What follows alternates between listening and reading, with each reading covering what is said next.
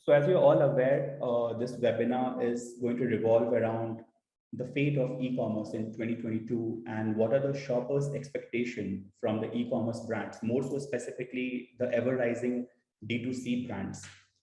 So let's move on to knowing a bit more about the panel speakers that we have with us today. Firstly, we have Mr. Abhijeet Arun, who is the Director of D2C Business at Delhivery. We have then Mr. Prakash Kumar with us, who is Product Architect. Then we have Mr. Dilip who is Director of Brand Partnership at Sezzle in India. And I'm Sanjit from Sezzle India, and I'll be moderating this session. So in today's webinar, we have divided the entire webinar into three parts. Firstly, we'll get to know a bit about all the three e-commerce enablers that we have with us: Delhivery, KartmaX, Sezzle India. So that becomes the part one of the webinar. In part two, we will have the panel discussion wherein we'll be asking the questions to our panel speakers. And those questions, they pertain to D2C business owners and at the same time, the shoppers' expectation. Lastly, in the part three of the webinar, we'll open the forum and we'll take questions. You can ask any question that you may be having to all the panel speakers. So let's begin. Firstly, we'll start by knowing our first e-commerce enabler, which is Delhivery. Abhijeet, over to you. Sure. Thanks, Sanjit. First of all, very happy New Year to everyone, all the participants, as well as Prakash, Dilip, both of you as well. Great pleasure to be in presence with the panelists, Sanjit, and all the participants that are there. So I'll keep it really very short about Delhivery, right? So most of you might have heard about Delhivery, right? So we are one of the largest supply chain players in India in logistics and warehousing domain. Our journey started a decade back, about 10 years back, and we had started with express parcel delivery, which is anything and everything that you ordered from any of the e-commerce platform. We used to pick those parcels from the likes of these large e-commerce platforms like Amazon, Flipkart, and deliver it to the customers, right? So that's how our journey started. And for the next 2-3 years, we really focused on that market, and we developed a lot of products. Sorry, I thought there was some disturbance. Anyway, I'll continue. So we focused a lot on improving the infrastructure in that domain, plus technology and so on and so forth. So for good 3 to 4 years, we honed our capabilities into this domain, and we became one of the largest player in e-commerce parcel delivery part. And right now also we are the largest at this point of time. If you see, every out of 4 parcels that are delivered to the customer, 1 is routed through Delhivery. If you take out the largest players like Amazon, Flipkart, in non-Flipkart, non-Amazon, Myntra volumes, approximately 50-60% volume is routed through Delhivery. So we enjoy that kind of market share in express.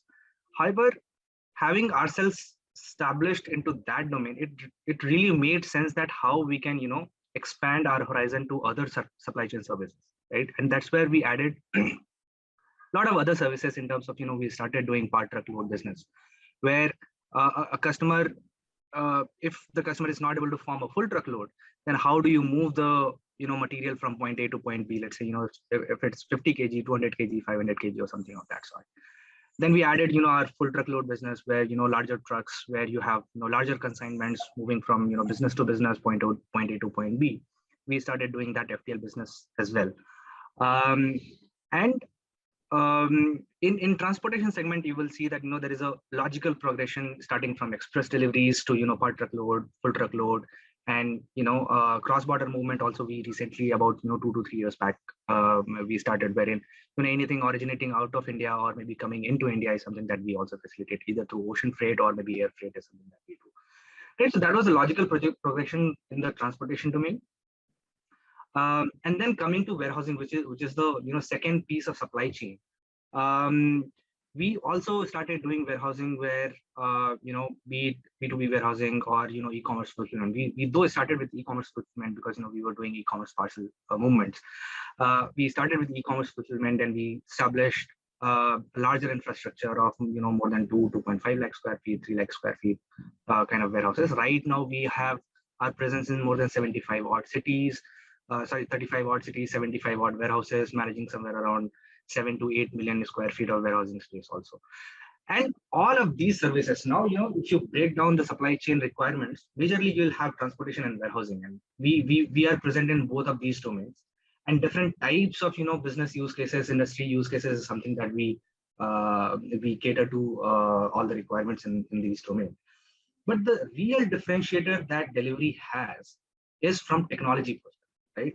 You will have a lot of 3P players, contract logistics players who would not have those technical edge, right?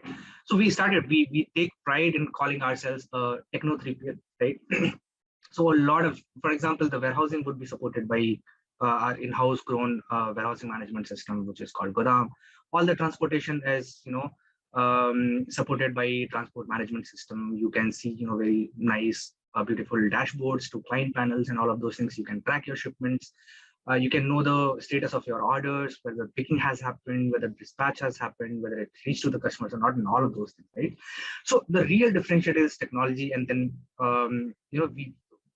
we have kind of introduced these very new state-of-the-art technology to bring in the efficiency in the supply chain and logistics in India, right? Now, sorry, go ahead.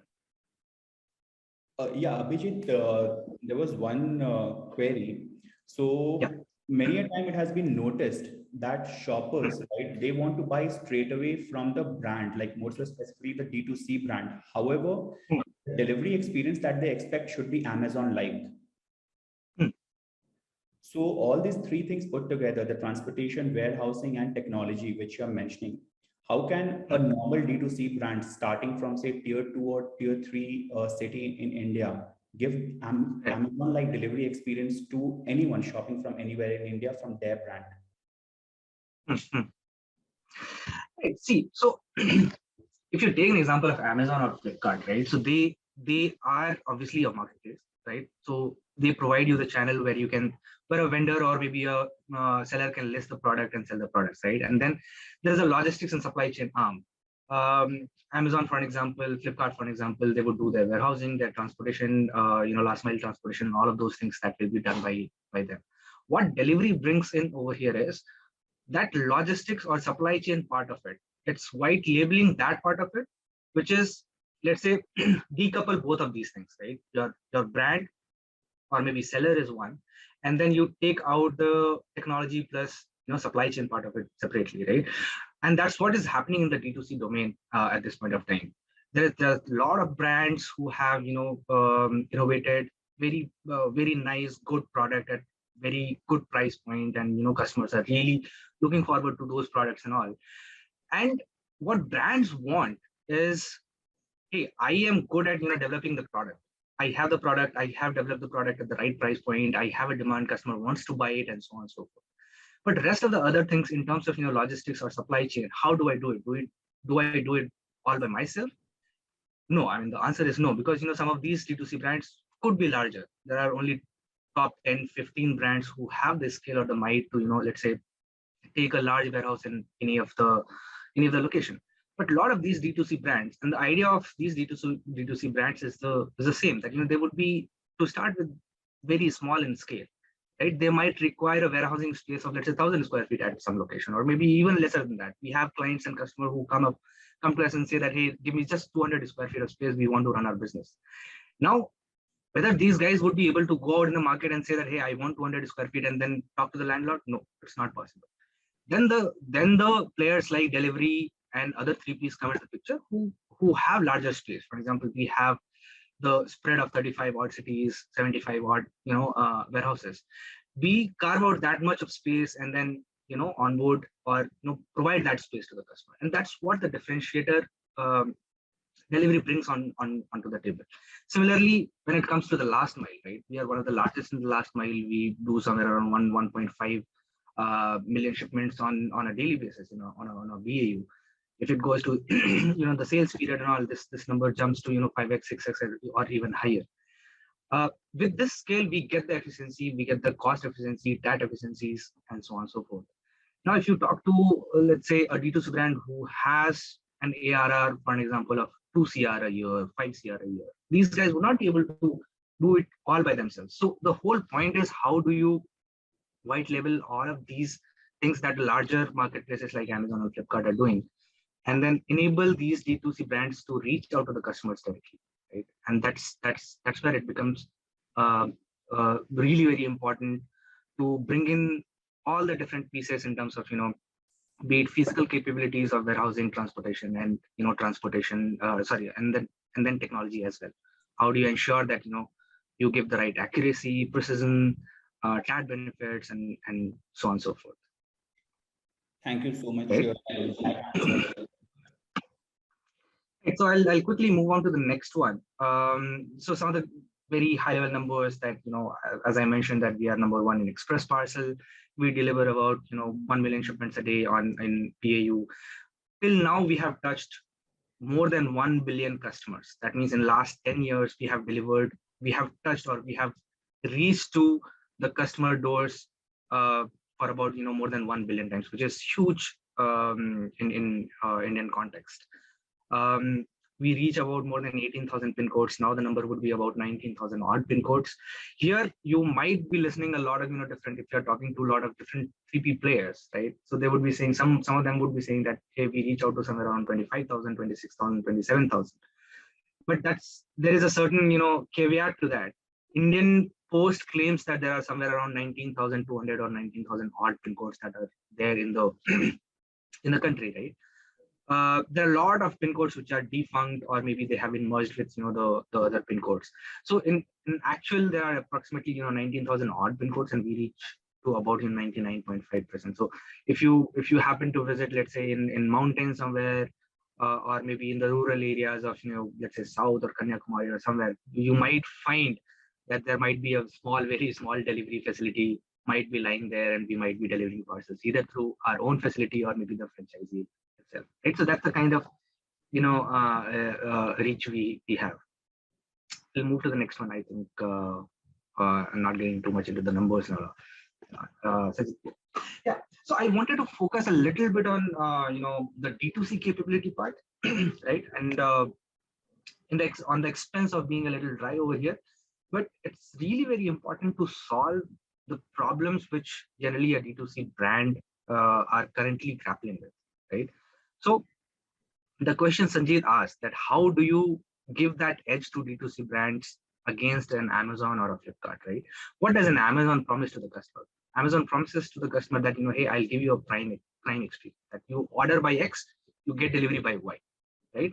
We have white labeled that part, wherein all the brands can show it onto their website, promising their customer that, hey, if you order by so and so date or so and so time, you'll get the delivery by so and so date, right? So that's the prime like experience that we give. That means that customer gets an order to delivery tag, that promise that customer gets, right? In general, that would not be possible if the brand is doing all of these things by themselves. Next is, a brand, if you take an example, right, would be selling on their own .com, brand.com. Then there would be multiple other channels like Amazon, Flipkart, Myntra, or maybe there are multiple channels at this point of time, right? Tata Click, Nykaa, and so on and so forth. When you are selling your product across all of these channels, how do you ensure that your inventory is globalized, not localized? So if I have to take an example, if you have 100 units of inventory, how do you ensure that all of these 100 units of inventory is visible to the customer across all the channels? You don't have to segment it saying that, hey, 20 is dedicated for Amazon, 10 is for Myntra, and so on and so forth, right? So some of these multi-channel order fulfillment is something that we have enabled through the product or the software that we have developed. On the shipping side, how do we do the very intelligent inventory placement? We place the inventory at the right location in terms of your right FC. When the order comes, we allocate the order to the right FC. So these are the kinds of logics that we have defined, which ensures that your transportation cost is lower, your fulfillment cost is lower, and so on and so forth. And then the last one is RTO. In RTO also, we have done a lot of, innovations and research where we have, AI-based RTO predictor, where we, excuse me, where we predict basis the addresses, saying that whether this address is prone to more return, or you see a lot of bad consumer behavior from these addresses, and so on and so forth. We inform back to the brand saying that, hey, you might get a return because this seems to be a fraudulent address or fraudulent customers, and so on and so forth, which kind of enables a lower RTO, right?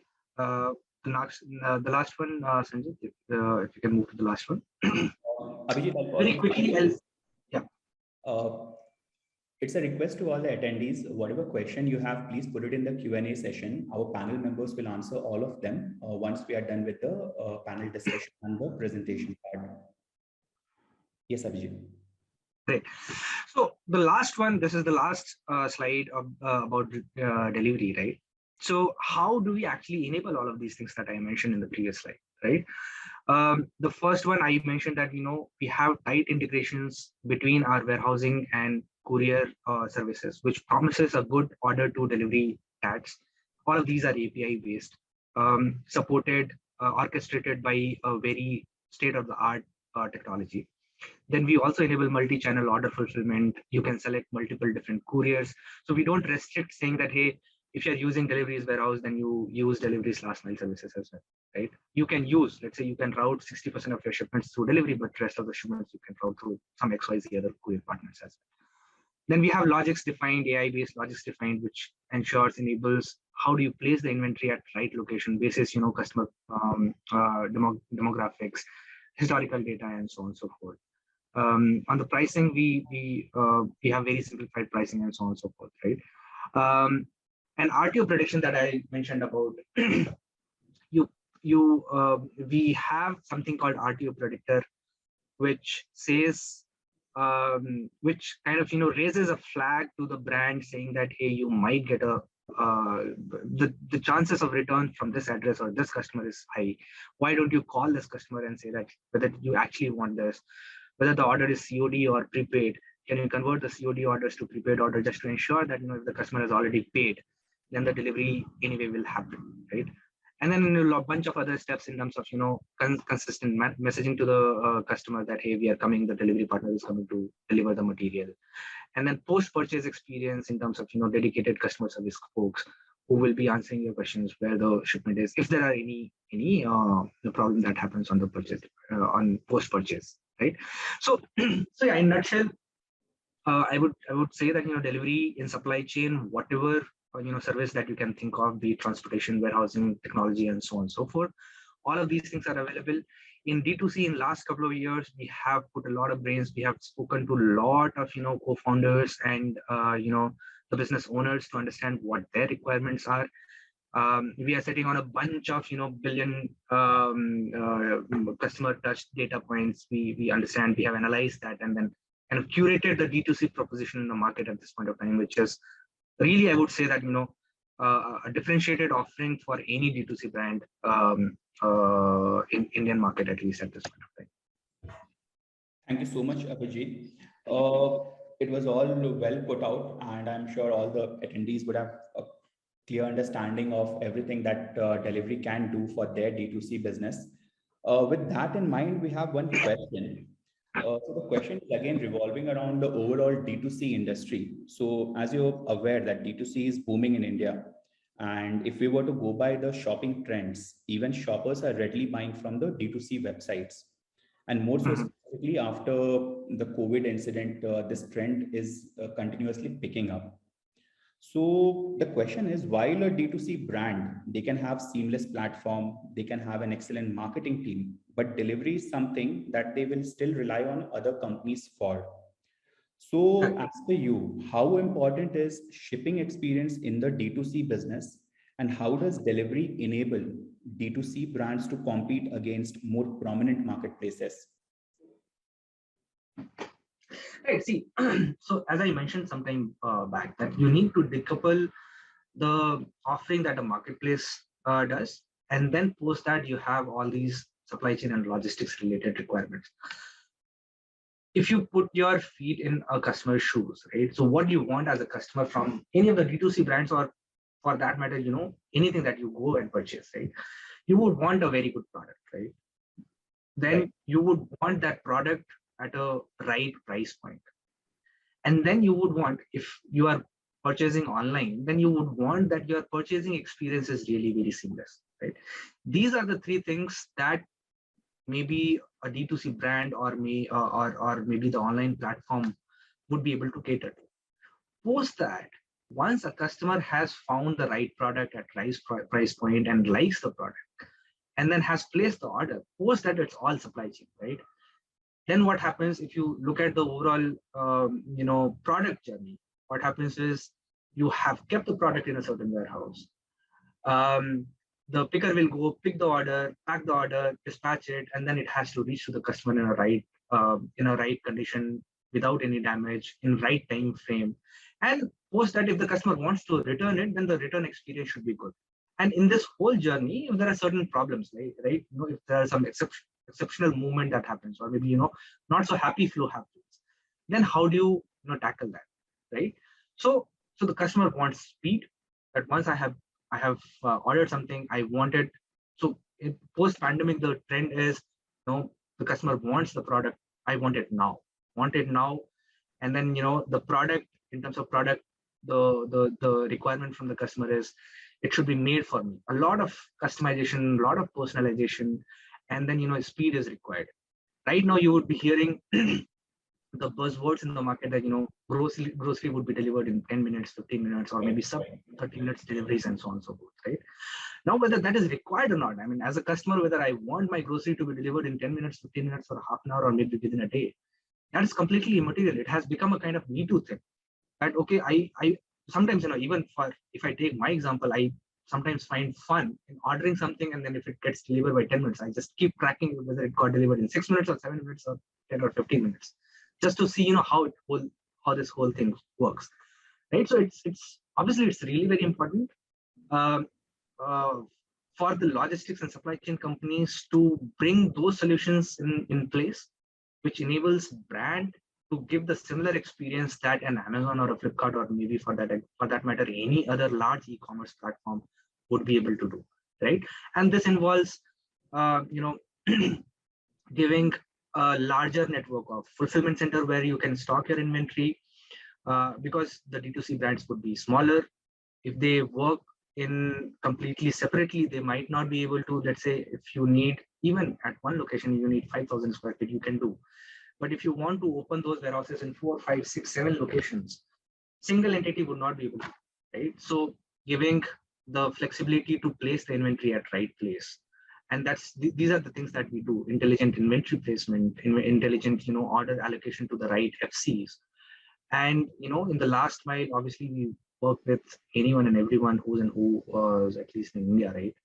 And that gives us the scale. With that scale, we have our infrastructure and technology, and then how we can reach to the customer really, really fast. And this is what we have. So if you look at our warehousing capabilities that I mentioned, that we have pan-India presence, 35 odd cities, which is one of the largest, and then we manage at this point of time 7 to 8 million square feet of warehousing space, including B2C players and B2B players. That's huge for any D2C brand, and they are looking to leverage this kind of muscle power or this kind of capabilities in anyone. And similarly, if you go to last mile, like we are the largest in last mile, and we have been doing it for now donkey years, and we have all of these things, set processes, hub infrastructure, technology, and so on and so forth. Returns is seamless. You go to the customer doors, give them the texts, OTP based confirmation, and so on and so forth. Do that and deliver to the customer in a fastest way.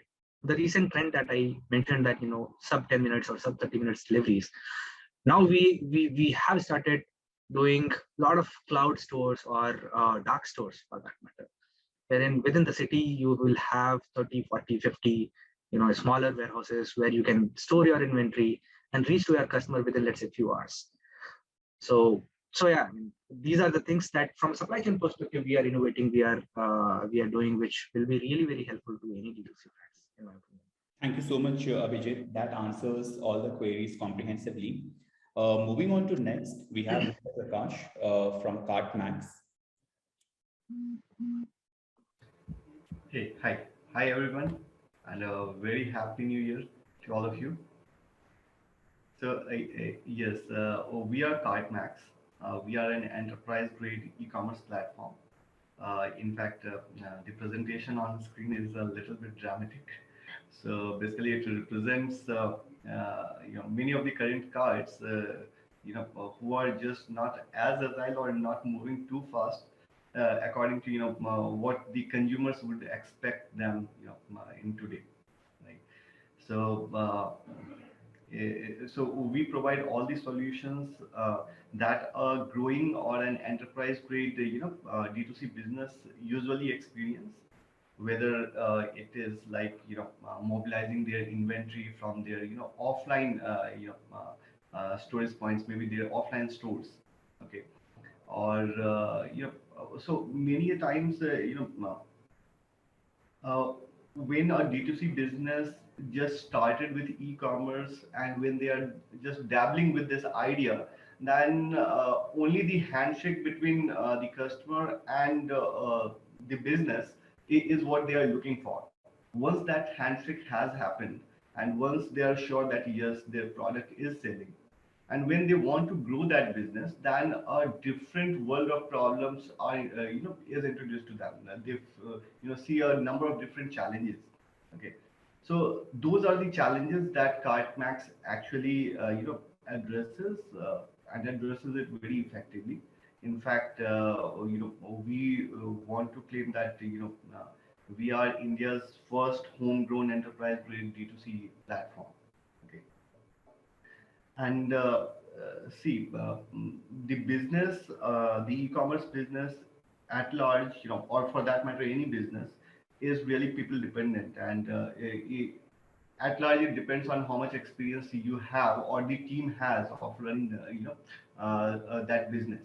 So many a times when the offline businesses start their e-commerce journey, or the merchants, I mean, there are these new age merchants who straight away go into e-commerce without any prior experience into the offline retailing.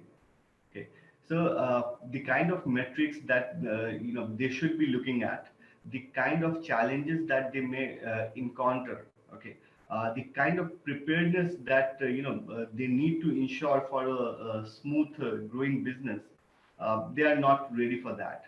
Okay, so at KartmaX, we are trying to address that problem. One of our flagship product is Max AI, which you can consider it like it is Alexa for e-commerce. So so see, every e-commerce business usually has an e-commerce manager, okay, who is on top of every business metric that is happening, that you should be looking at in your business. Okay, so and the job of that e-commerce manager is to identify the problems as and when they are experienced in that business. Okay, and you expect him to be on top of these numbers. We have given you a virtual assistant, which is Max AI, which you can consider your virtual e-commerce manager. Okay, you can speak to it the way you would to an e-commerce manager, and it can give you all the data points, all the relevant data points, for your business, and it is also able to troubleshoot different problems in your business. It can very specifically pinpoint what matrices are causing those problems. Okay. Obviously, the data science and AI is behind this product, which makes it that qualifies it to help you with such problems. Okay, and then it can also take action. So for, think of a scenario. Let's say on 26th January, let's say a business wants to run a sale.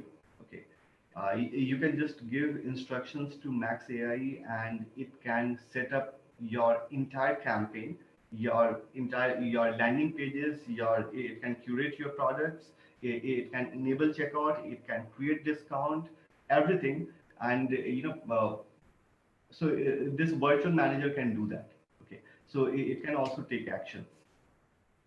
Prakash, I would like to pause you here for a moment. So, since you're mentioning about the platform, the importance of platform in the overall e-commerce, so there's one question which is mainly revolving around this aspect. So, like a customer journey, right? It starts right from the time the shopper lands on the website.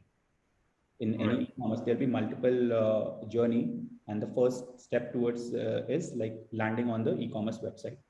So, as per you, Right. how important is the role of an e-commerce platform provider in ensuring that the shopper gets a seamless experience? Because what happens is the D2C brands, they spend tons of money in getting the shopper on their website, on marketing initiatives, like they pull the traffic from various sources, social media, email, it could be anything. So when a shopper is on the website, like how important is a seamless experience over there? And it will be wonderful if you can highlight few things that KartmaX does to make sure that the shopping is enjoyable. Right, right, sure. So, good question, Sanjit. So, see, a customer. So, the primary, it is a visual medium, right? E-commerce is a visual medium. So, the moment a customer lands at the website, they want to see the product immediately. I mean, they want the store to open in a moment, like right in a flash. Okay. So any kind of slowness into loading of those visual elements is a big no-no, right? So the platform has to ensure that the experience should start within milliseconds. I mean, not even a second, right? So and at large, this expectation is set from the leading marketplaces. So at CartMax, we ensure that our TTFB is less than 500 millisecond, which is one of the best in the industry and is comparable to Flipkart, Myntra, and Amazon. Okay. So the first thing is, how soon can they start experiencing the website, and how soon can they start, browsing the website, right? So there is a slight difference between these two. The first one is the website should start appearing within sub-seconds, in less than a second. Okay, that is one goal. The next one is within like 2 to 2.5 seconds, the website should be transaction ready, so that customer, let's say if a customer has landed on a product page, then within 2 seconds the page should be ready so that they can start that they can start clicking on that add to cart button, and they can do the checkout. As a rule of thumb, in order to ensure a good experience at the site for the customers, just ensure the from product discovery to complete checkout process, if you can complete it in less than 30 seconds, end to end, okay, then at large you can be sure that the platform is giving the right experience to the customer. Okay. Now, there's one thing about experiencing. How would you know that your customers are getting good experience from your website? One is to experience it firsthand. Okay, do random checks at your website. Okay, and just see that if you are able to complete the checkout, the end-to-end transaction in less than 30 seconds. And the second part is there is a human limitation of how many times you can experience it first time. Okay. The second part is you need to rely on your data and insights. Okay. Look at what tools are saying. Okay. So there are so many even third-party tools that give you very specific numbers. So they try to paint a picture of customer experience in terms of numbers. So be it Google Analytics, okay, be it even your ad platforms. Okay. So now Core Web Vitals, Google introduced Core Web Vitals, and the points and the numbers mentioned in that Core Web Vitals algo. If the site is doing good on that, then you can say with some degree of confidence that yes, just by looking at those numbers, if those numbers are right, then you can see you can say that at large your customers are experiencing a good e-commerce journey at your site. Okay. Same goes with your ad platforms. Okay. If they are scoring your landing pages, they are giving a good number, then yes, those numbers also speak volume about your potential customer journey. So one part is experience it firsthand, okay, and the second one is rely on different data sources, okay, and assess it objectively through data points. Right, you rightly put, Prakash. So, as we understand, speed is of utmost importance in e-commerce, and if consumers are expecting speed, so brands should be ready to provide the same. Quick one from me. Sorry to interrupt. This 30-second that you mentioned, right? Is that a kind of has become an industry standard where, and in what scenario you will achieve that, where you have all the addresses saved, maybe card details saved and everything. You know what product to buy, and that's how you run this. Right, right. So it is kind of a litmus test. Once the customer intent is set, okay. Let's think about a returning customer. Okay, they have to, they want to purchase a party wear. They have to attend a party tomorrow. Okay, they know what product they have to buy. Okay, the moment they land at the site, okay, and if they are sure that which product they have to buy, they should be able to complete the checkout within 30 seconds. So once an intent is established, from that intent, it should be frictionless. So it is more Right. a litmus test of how many hoops they Right. have to get to complete their checkout. Right. Yeah. Got it. Thanks. Sanjit, next. Thank you, Next Prakash. slide, please. Yes, yes, that answers it. So, yeah, we are on to a new slide. Yeah, I move forward, please. So Max AI is one product from us. Then hope we will get chance to tell you a little more about KartmaX. Okay, but these are the brands who actually some of the brands who run their e-commerce on KartmaX, and there are a suite of a good number of other brands too who we are under NDA and we can't reveal their names. Next slide, please. Some of the numbers that we have witnessed on our platform. Okay, so 300 plus million e-commerce, experiences or journey that we have completed on KartmaX till now. Next slide, please. Okay. Now here, we say that we help you do e-commerce better than the other platforms, and how we do that. So basically, we get you better results. Okay, results that you can measure. Okay. Now, how we help you get better numbers, better results, is by unlocking the entire journey and trying to influence it with technology at each of these core segments, be it product discovery and checkout, or be it post sales experience. Okay, so just going through it quickly. One is we make your marketing more effective. Okay, by we just by our automated integration with your marketing channels, be it Google, be it Facebook, be it Instagram. Okay, we ensure that you never run ads. I mean, just talking about a few use cases.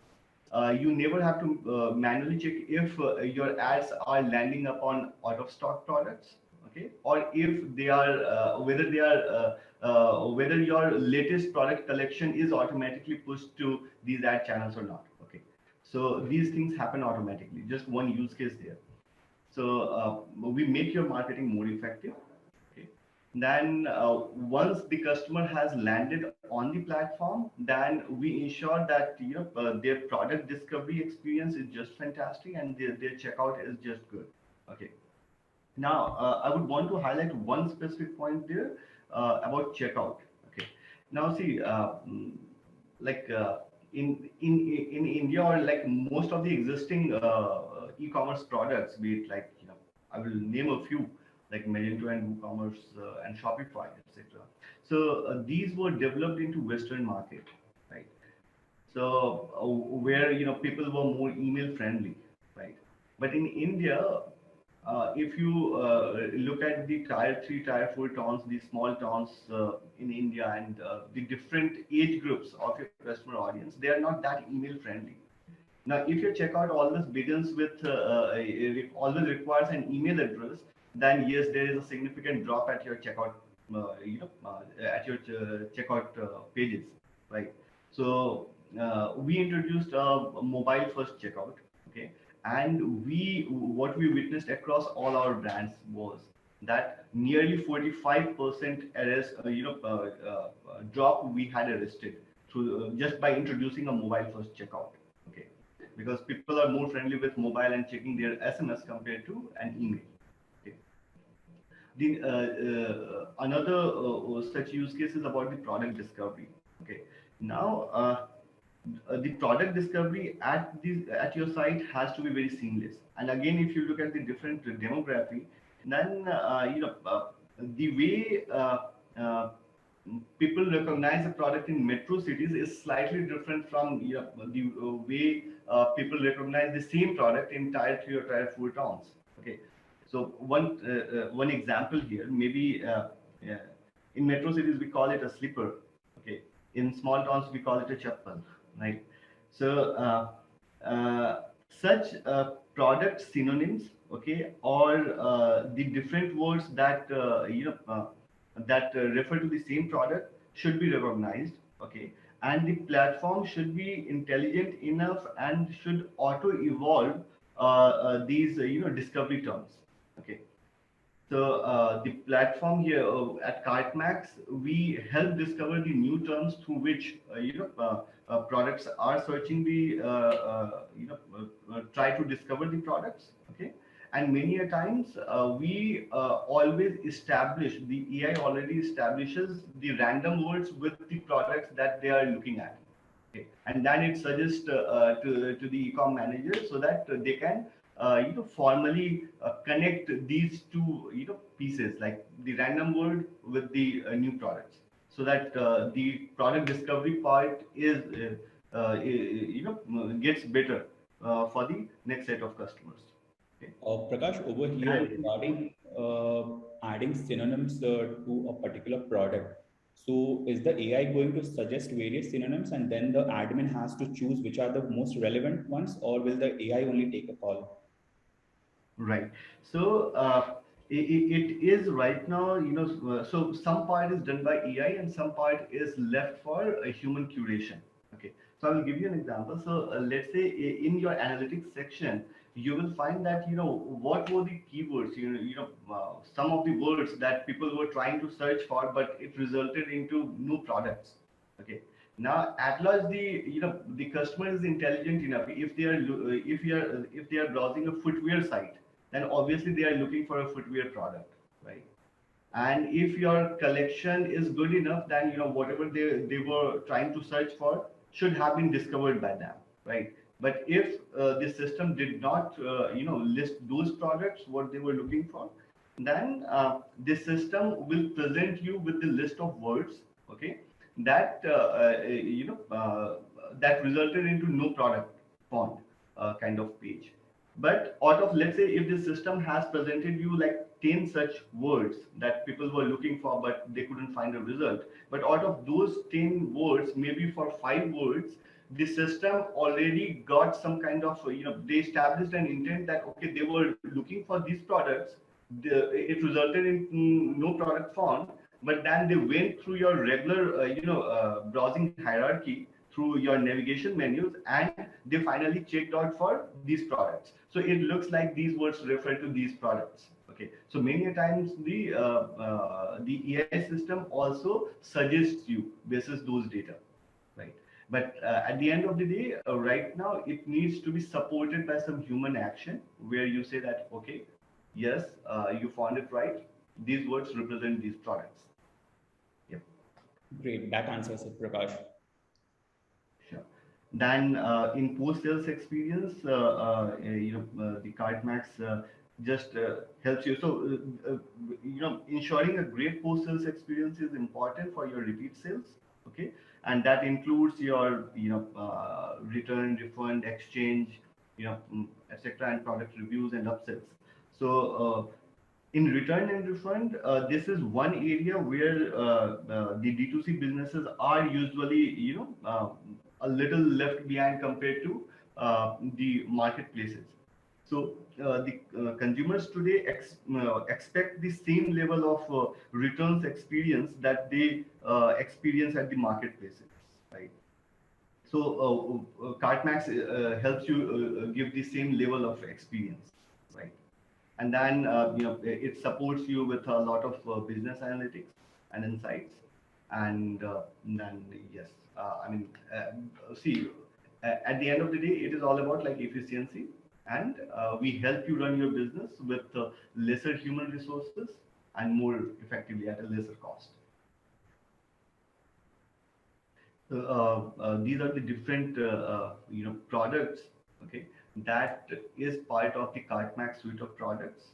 Now here we want to highlight the word headless, because it is not always necessary. Let's say if you are on a different platform and you want to leverage KartmaX, not necessarily you have to really ditch your current platform and then move to KartmaX. Okay. KartmaX is actually a suite of products. So, wherever your current e-commerce system is running, whether it is Shopify or Magento, our piece of tools can plug into that particular platform and will give you the considerable results.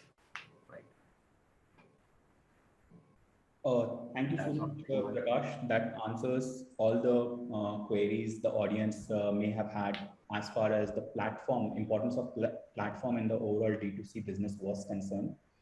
Moving on to next, we have Dilip, who is from Sezzle, India.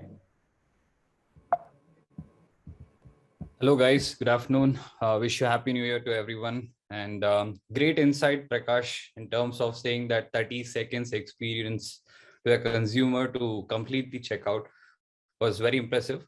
I would like to carry forward with that topic, 30 seconds checkout, right? Because obviously all the decision happens in a product page, and how seamless it is for an end consumer to understand and how the buying decision happens in the product page. So when it comes to Sezzle, right, essentially we are financially enabling the consumers to buy now and pay later.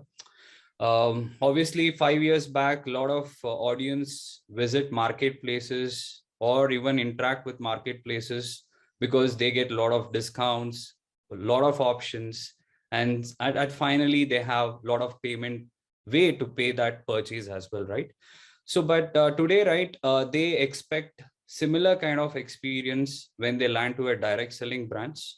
So when they visit a brand, they expect fast checkout experience.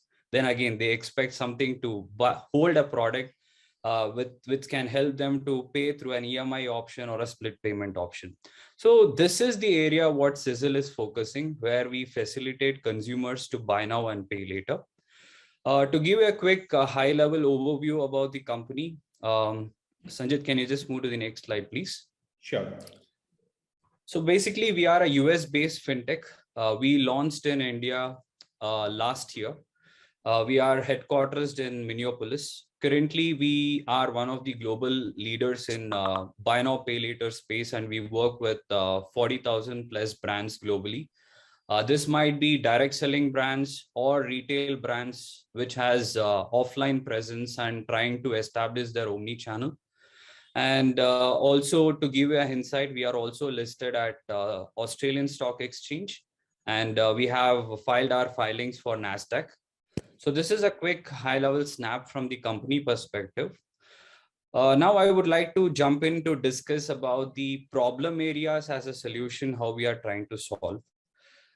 So we are all familiar with entirely EMI.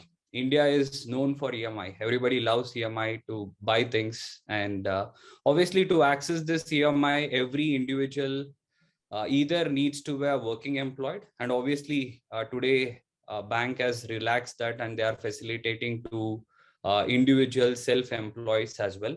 But they have their own stringent process of giving these options. But if you notice, right, for a mass Indian population like this, having many banks, having a lot of fintech getting launched, even then, right, we are not able to facilitate credit for huge amount of audience in the India.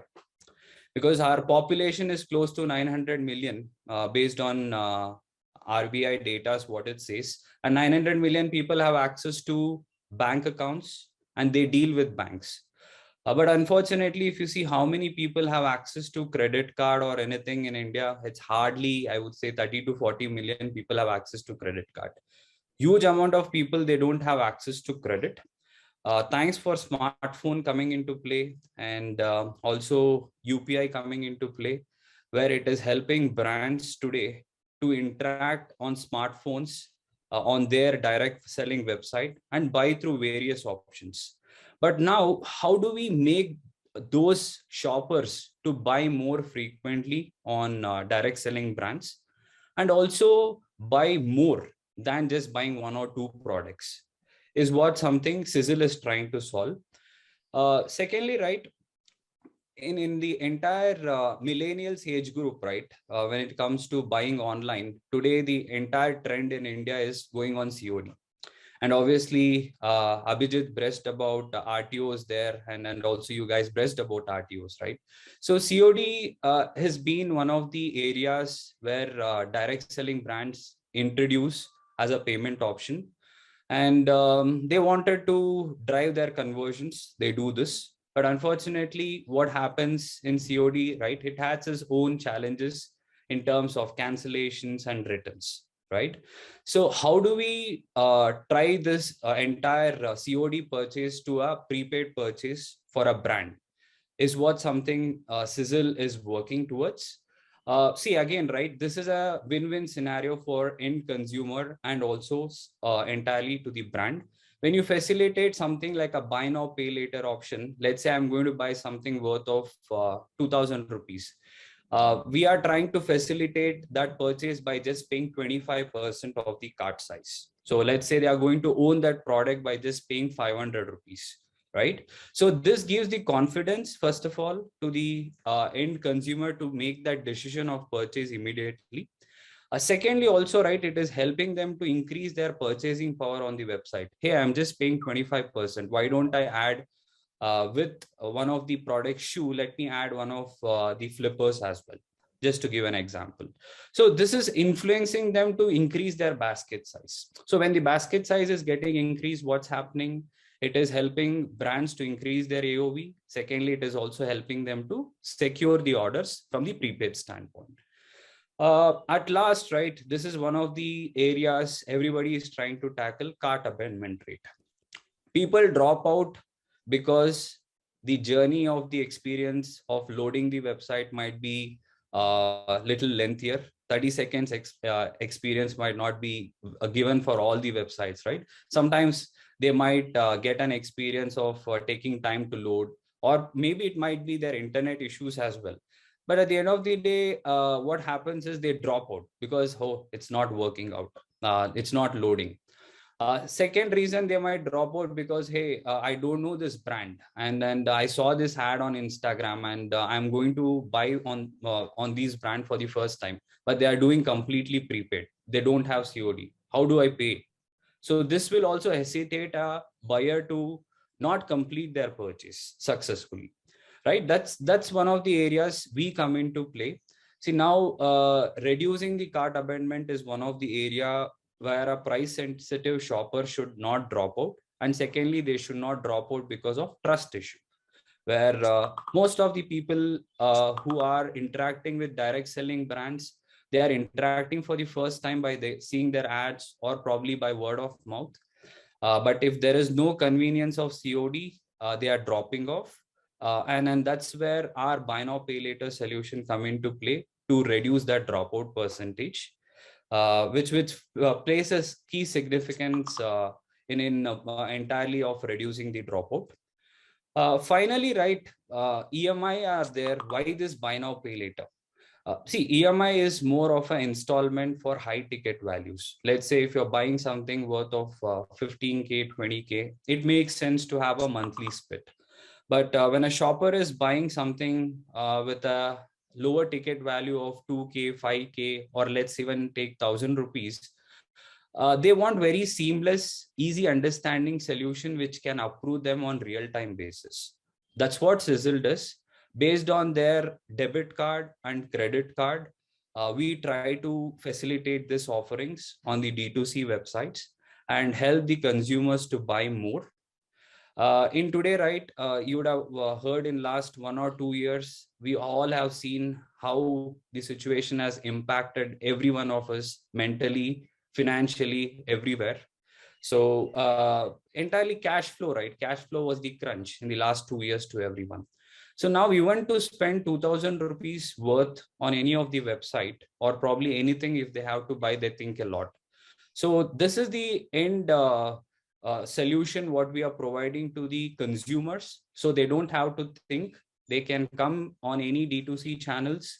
They can buy what they like without thinking whether they have cash in hand. They can own anything by just paying 25% with seamless way, without asking for their income proof, without asking for their PAN details or anything related to their CIBIL history.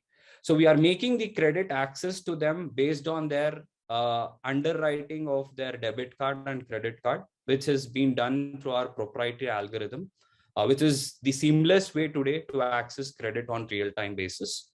And I think this is helping direct selling brands as a facility to help their consumers to buy more on the website. At last, yeah, please go ahead.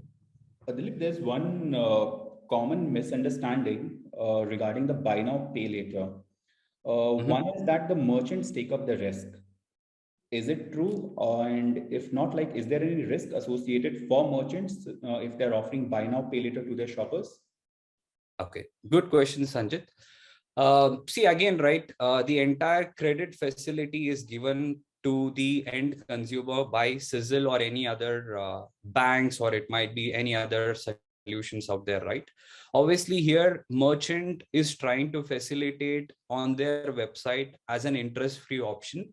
And merchant is taking the ownership of, let's say, the commercial wise, there is an impact for them to pay to the lenders.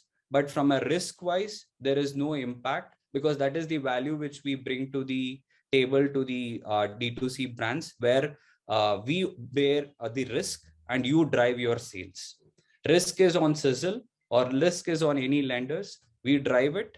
And again, you take care of your top line increase, you drive your conversions, you work on your metrics like boosting your COD orders to prepaid orders, increase your AOVs. These are the focus area for the D2C brands where our solution will help. They don't have to worry about the risk. We take care of the risk. So that's the reason I would say a brands or a e-commerce business pay us in terms of taking that risk factor in play. Thank you so much, Dilip. Yes, that answers the query. So this is a quick snap to show how easy it is to access to any of the users on their smartphones. The entire thing is we are talking about entire seamless experience.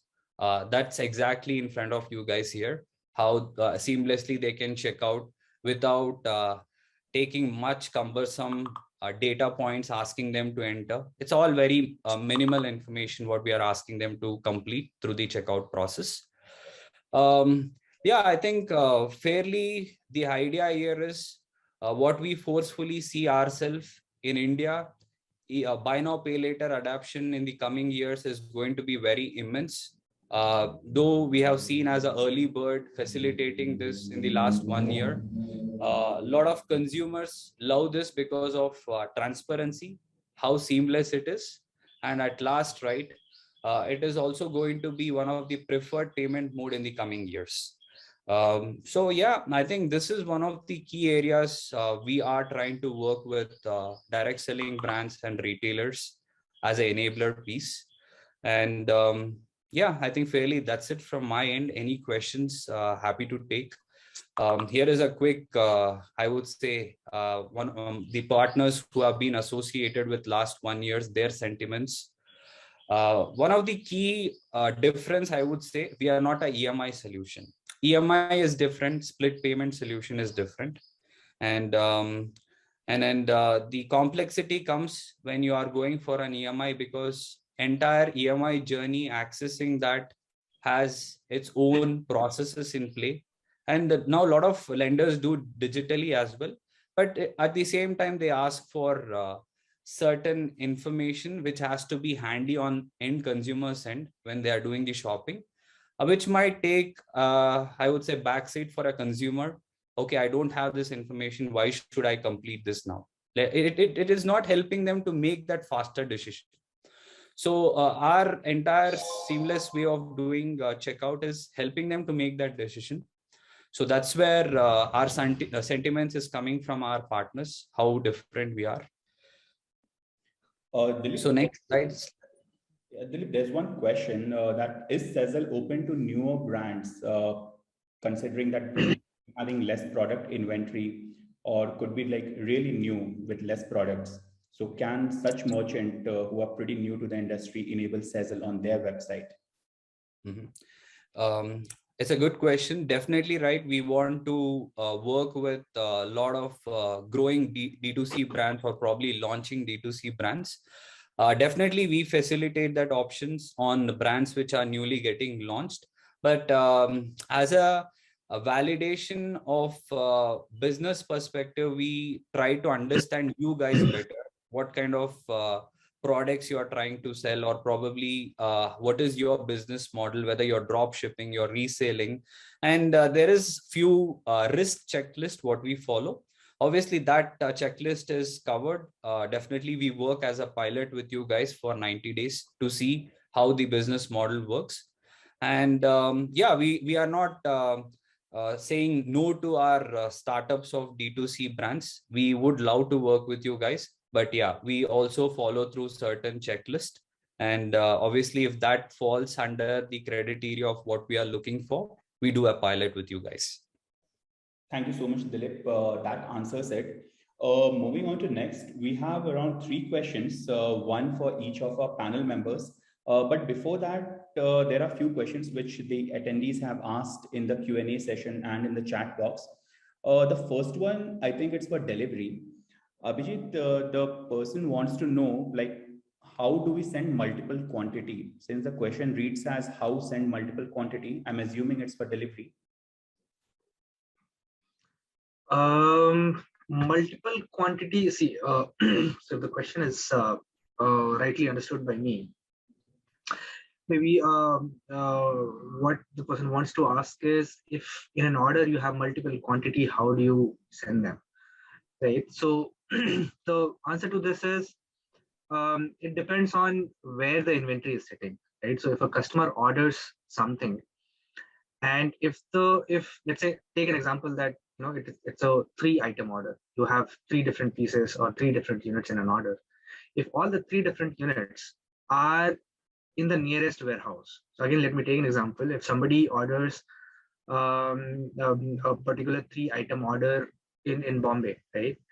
And if the Bombay warehouse has all of those 3 inventory, then in the warehousing, all the 3 items will be picked and packed into one packaged order, and will be shipped to the customer. So the customer would be receiving only one packaged order, unless there is a different type of packing requirement is there. So let's say there are 2 items which are apparel. There is 1 item which is, let's say, a home decor product, which would be fragile.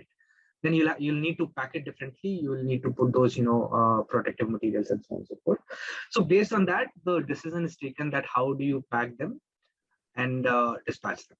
The next question is, if the inventory is not lying in the same warehouse, right? So let's say 2 out of 3 items are available in Bombay, but 1 item is not. 1 item is, let's say, available in Bangalore or so and so, right? So in that case, again, we decided with the brand the logic that whether we send these 2 items which are available in warehouse 1 as one package, and then the second one which is available in Bangalore as the second package. So there are 2 different packages will be sent to the customer, and it might arrive to the customer at 2 different point of times. So that is also possible. The other possibility is we completely ditch and then find out a warehouse where all the 3 items are available, and then do one order packaging and then send it to the customer. So all of these decision points are available with the brand, that how do they want to handle it and what kind of customer experience they want to give, whether one order or it can be spread. I hope that answers Mr. Naeem. Moving on to next, I have another question for you, Abhijeet. So it is from the point of view of seamless delivery experience. We all know that a seamless delivery experience makes a customer happy. That is a given. And it can also enable brands like from where the customer has ordered to earn maybe say shoppers goodwill, for instance.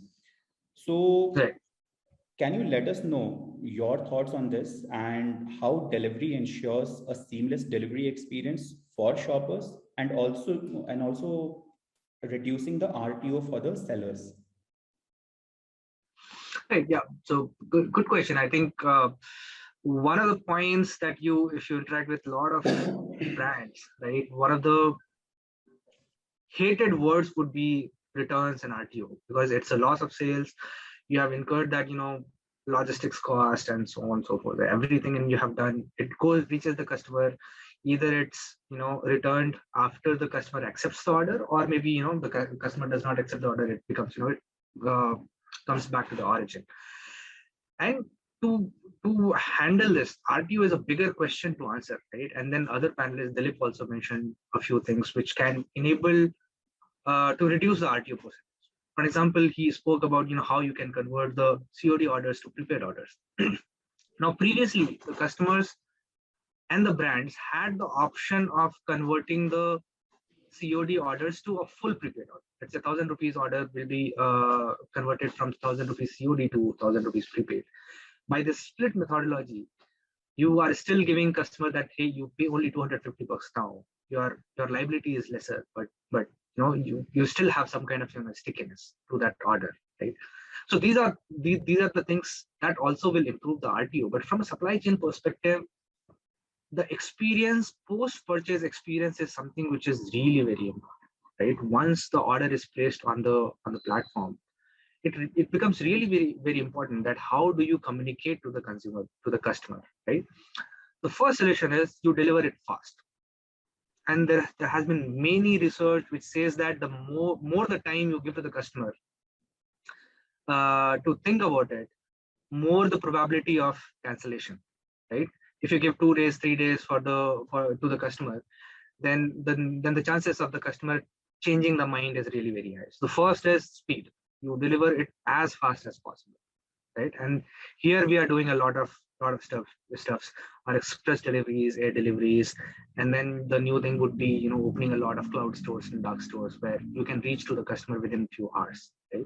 So first of all, reach as fast as you can so that you give lesser time to the customer to think twice about it, right? That's number one. Secondly, to improve the experience for the brand, right?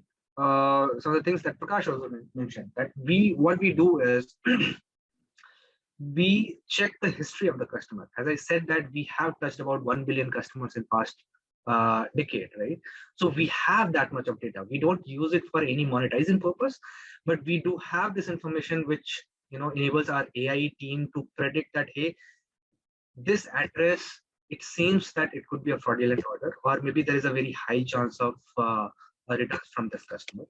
So what we say to the brand is, we raise a flag and say that, hey, this seems to be a little dicey. Why don't you call the customer and check?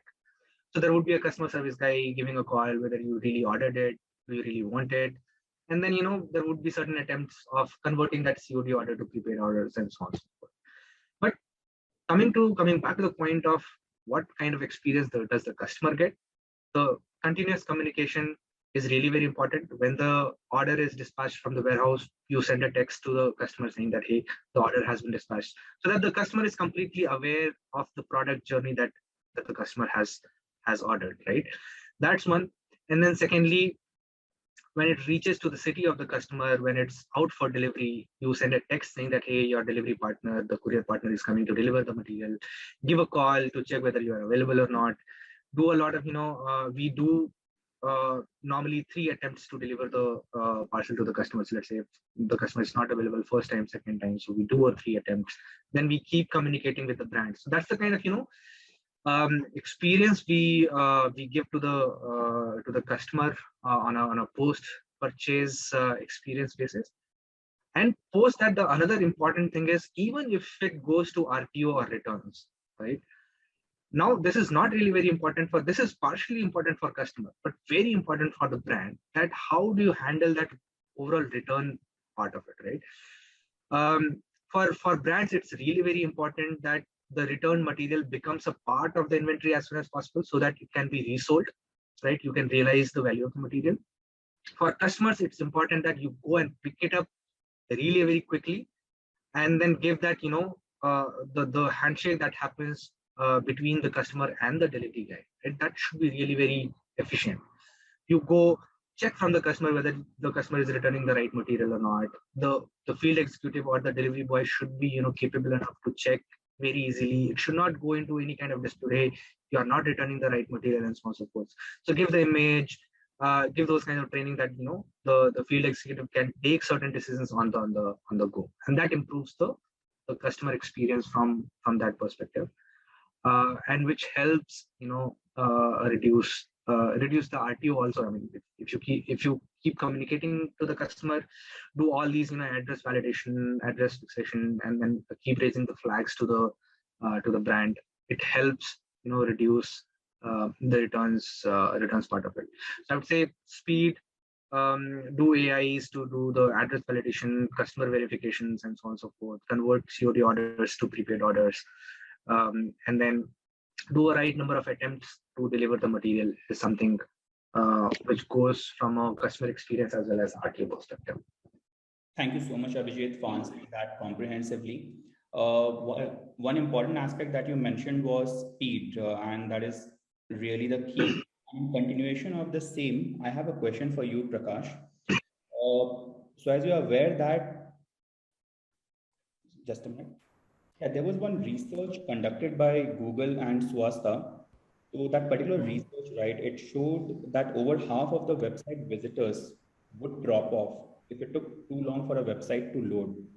So can you please let us know your thoughts on this? And also, how can the newer age e-commerce companies, more so specifically the D2C companies? Sorry, we are losing you a bit, Sanjit. Sorry? Yeah, you are audible now. Okay. So what I was saying is that there was a research which was conducted by Google and Swasta. So that particular research, it showed that over half of the website visitors would drop off if it took too long for a website to load. So can you please let us know your thoughts on this? And also, how can the newer age e-commerce companies, more so specifically the D2C companies with, in most of the cases with limited resources, ensure that they are not losing out on their website visitors because of the speed?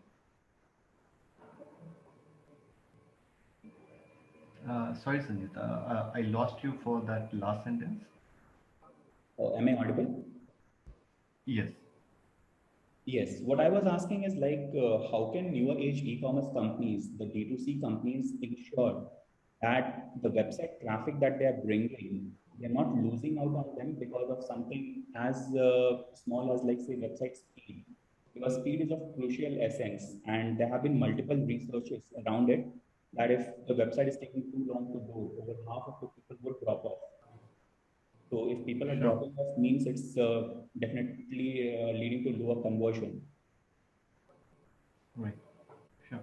So yes, Sanjit, the reference that you give to that report, that's right. Even from our experience, what we have witnessed is like and you can call it the e-commerce average. So if we have, when we aggregated data across like 50 plus brands, when they came to us, and the bounce rate that is visible within GA. So bounce rate is actually that metric that when a customer, let's say, reached your site and they just bounced back, whether back to the ad platform or to Google, right? So the for paid marketing channels, the industry average could be around like 50 to 55%. The more aggressive marketing campaigns you run, the higher the bounce rate goes. Okay, because that also says about that. In case of aggressive marketing campaigns, perhaps the marketing is going to not so relevant audience to, and in such case, the bounce rate really goes up. uh, what really matters is, what you should be really concerned about any merchant is the bounce rate for the organic traffic.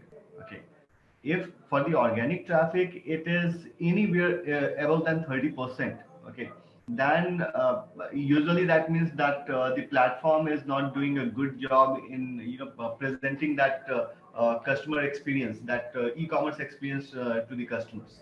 Okay, so the bounce rate for organic customers should be always less than 30%. Okay, now having said that, consider these as the market average. Okay, now in order to correct it, there could be a few specific call to actions. One is first to really identify that where that drop is actually happening. Okay, so you can look at source wise, you can look at landing page wise, and just figure out that where the drop is happening the most. Okay, many a times you will find that the homepage of your website is just okay in case of the bounce rate, but the moment it is about the product landing pages, okay, or the listing pages, the drop rate is usually high. If that is the case, then you can infer that maybe the platform is not doing a good job. Okay, because usually your listing pages are more compute intensive exercise for the e-commerce platform to generate. Okay, so maybe they are not doing that great in serving such pages. Okay, so there are two parts to it in terms of the correction. One is to first be aware that where the drop is happening. Okay, and the second one is to look at the right sources of data points. Okay, and the right metrics. Okay, so that you can improve them. The right metrics could be your core web vitals by Google. Okay, Right. your ad scores. Okay, and your bounce rates that Google Analytics shows. Okay, so if you find an alarmingly higher bounce rate in these data metrics, then you need to speak to your developers and correct the platform, right? So many a times you can ask the developers if you are on some of the monolithic piece of software like Magento or WooCommerce, that how can you decouple the front end part of your website from the back end? Okay, and that is really very important, because once you are able to decouple the front end from the back end, then you can really effectively use the cache layer, and you can think about going serverless. So one relevant question for your developer would be that can we effectively decouple the front end so that whatever happens in my back end is not impacting the experience of my customers. So, for example, maybe your sales team was trying to pull a report for last 2 years. Okay, some very complex report with a time period of 2 years. Now that would be a very compute intensive exercise. And if your website is on some legacy software like Magento or WooCommerce, then it is going to impact your front end experience to a large extent, right? So you should ideally aim to decouple your front end from the back end. Rightly put, Prakash. So I believe everyone who had queries around the website speed now have some clarification about the same, and why it's important to make sure that your D2C e-commerce website in 2022 is extremely fast, because shoppers won't wait for a website to load. It should be really fast for them. Whenever they are browsing the website, the content should be there. That is the expectation from the shopper side. Moving on to next, we have a question for Dilip. So Dilip, it is a well-known fact that in the Indian e-commerce context, COD for a very large period of time is the preferred choice, and currently also a lot of the users, they are preferring COD. So, and COD also is not very good for the sellers because it adds to their operational cost, and at times is also one of the key reason behind a very high RTO. Because in COD, the buyer has not committed to that purchase unless and until he has paid for that order. So, is there a middle ground? Like that's a win-win for both the e-commerce merchants and also the shoppers. And can BNPL be the answer for that? Absolutely, yes. I would say strongly because of two reasons. If you notice, most of the brands today to secure a COD, they give additional discounts apart from their regular site discounts. Probably, if you see in the checkout, they might say do a prepaid purchase, own 5% or 10% additional discounts, right? And obviously, this also sometimes might come like a surprise element for the customers, and than choosing COD, since their buying price is coming low, right? They might offer a prepaid. That's one approach which they are already doing. But what I forcefully see here is it's not only that.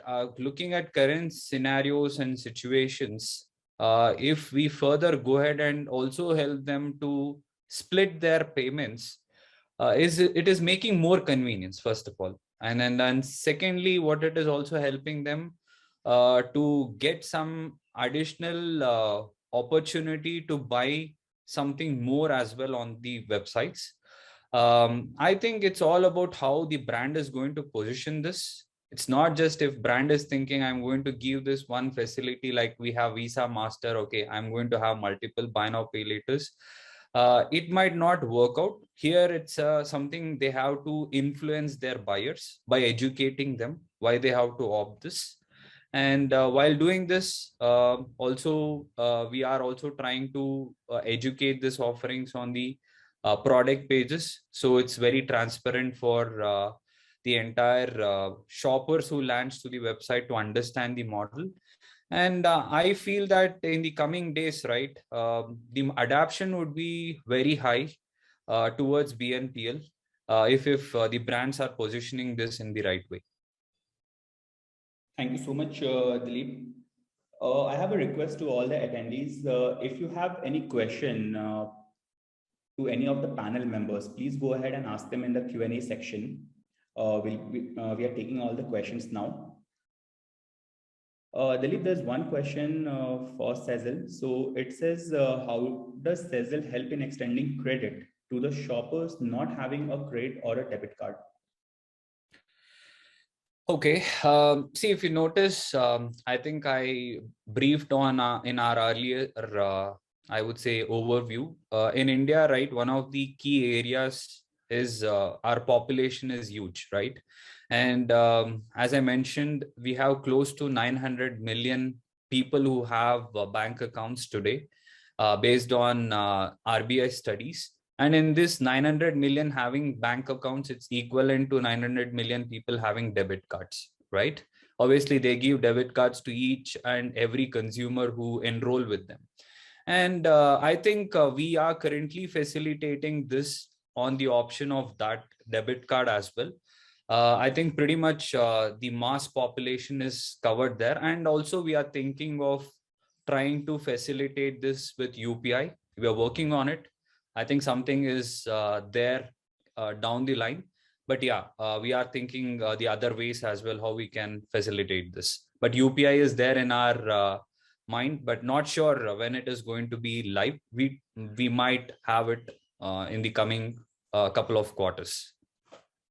Thank you so much, Dilip. We have another question. I think it's addressed to Delhivery. It says, I'm an e-commerce service provider and offer fulfillment services as well. How can you offer D2C services for the sellers for whom I manage e-commerce businesses for? Is there any way an amalgamation can happen? Mr. Shirin, is it for Delhivery or KartmaX?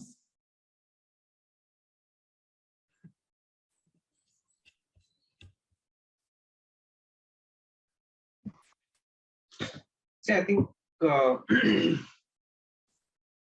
Yeah. So he says either. So I'll answer my part maybe here. Um, Mrs. Shireen, if you're already providing the fulfillment services, right, so in that case, what we can partner to do is maybe if you have last mile requirement where whatever is dispatched from your warehouse and taking the logistics part of it, last mile part of it, that's where we can help you with. We can however we also provide the fulfillment services, but we do standalone last mile services also. So we can take care of fulfillment. We can take care of your last mile requirement, returns requirement, and so on and so forth. So that is something that we can look into. Okay. Prakash, would you want to add anything to this? Sorry, I couldn't get that question. So if Ms. can expand on that a bit. So basically, from the question, it looks like the person provides e-commerce service and offer their D2C services for the sellers. So I think they're acting like a mini marketplace. So what they want to understand is, can technology help them amalgamate everything? Can it make their work much more easier? Sure. So if Machine, if you have already figured out the tech for your sellers, then great. But if any specific challenges where you think you can leverage technology to give a better solution to your sellers, then maybe we can help you with that.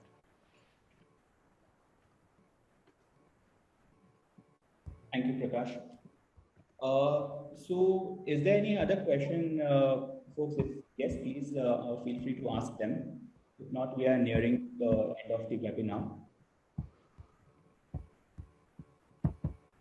Okay, Sanjit, there is one question unanswered. I think Sonia Sharma has raised this question to Sezzle in terms of, I would say, completing the order, I would say, delivered to J&K area. So just to jump in and address that. So first of all, right, Sezzle, we are more like a payment facilitators to the D2C brands here. And obviously, once the order is placed, your payment mode is going to be from Sezzle. And obviously, entirely from a delivery standpoint, or probably reaching to you guys, it's one of the responsibility owned by the brand. So obviously, if you are not able to get delivery on time, either you go to the brand first and raise a request there to understand why the delivery has not happened on time. They would give you the insights. And still, if you don't see any kind of address happening from the branch, always you come to Sezzle support and you raise the ticket there, and we would interact with the brand to see what is the issue and address those queries. But Sezzle does not own the responsibility of delivery. We own the responsibility of payments.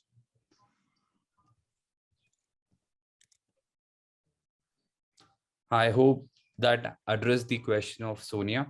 Yeah, I think Sanjit, I pretty much we have covered the questions raised in Q&A here. Okay. So if we do not have any more question, I think we'll call it for the day then. Thank you so much to all the attendees and the panel members for being a part of this webinar. And we have an incentive, basically three to be precise.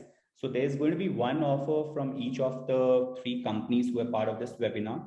So from Delhivery, we have an offer which is 10% discount for the first 3 months, and it is exclusively for the audience who are part of this webinar.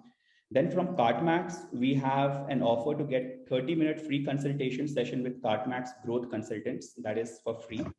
Then from Sezzle, we have 50% discount on subvention charges for 2 months. Now, all the offers that I just spoke, we'll be sending an email to you with all the details. And you can then reach out to any of the partners you would like to. So thank you once again. And we wish you all a very great day ahead.